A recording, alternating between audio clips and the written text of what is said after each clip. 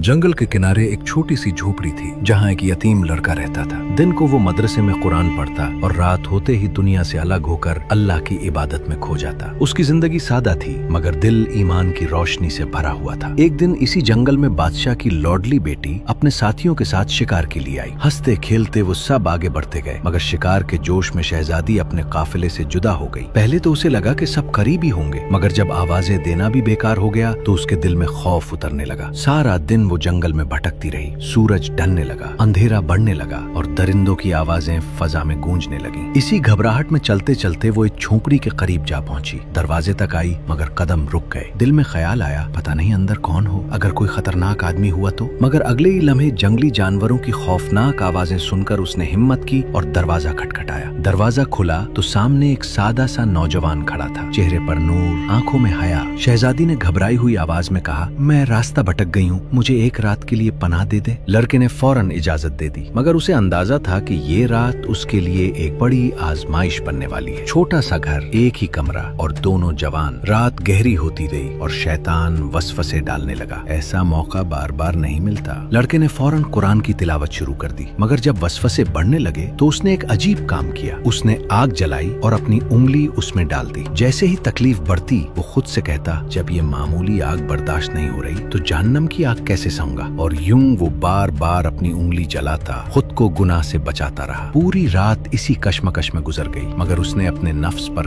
काबू पा लिया। इधर बादशाह अपनी बेटी की तलाश में हजारों सिपाहियों के साथ जंगल छानता रहा। सुबह होते ही वो भी इसी झोपड़ी तक पहुंच गया। शहजादी ने सारी हकीकत बयान की मगर बादशाह के चेहरे पर फिक्र छा गई। उसने कहा, बेटी मैं तुम्हारी बात मान लेता हूँ मगर लोग क्या कहेंगे, मेरी इज्जत दांव पर लग जाएगी। मुझे इस लड़के को सजा देनी होगी। हुक्म हुआ और नौजवान को कैद में डाल दिया गया मगर शहजादी का दिल बेचैन था। वो चुपके से उससे मिलने कैद खाने पहुंच गई। बादशाह भी छुपकर पीछे आ गया कि देखे आखिर हकीकत क्या है। शहजादी ने पूछा, उस रात तुम अपनी उंगली आग में क्यों जला रहे थे? नौजवान ने सुकून से जवाब दिया, जब भी शैतान मुझे गुनाह की तरफ बुलाता मैं अपनी उंगली आग में डाल देता ताकि खुद को याद दिलाऊं कि जहन्नम की आग उससे कहीं ज्यादा सख्त है। ये सुनकर बादशाह के आंसू निकल पड़े। वो चीख उठा, जिस नबी सल्लल्लाहु अलैहि वसल्लम के उम्मती का ईमान ऐसा हो वो गुनाहगार कैसे हो सकता है। फिर उसने फौरन हुक्म दिया, ये नौजवान सजा का नहीं इज्जत का हकदार है। उसी वक्त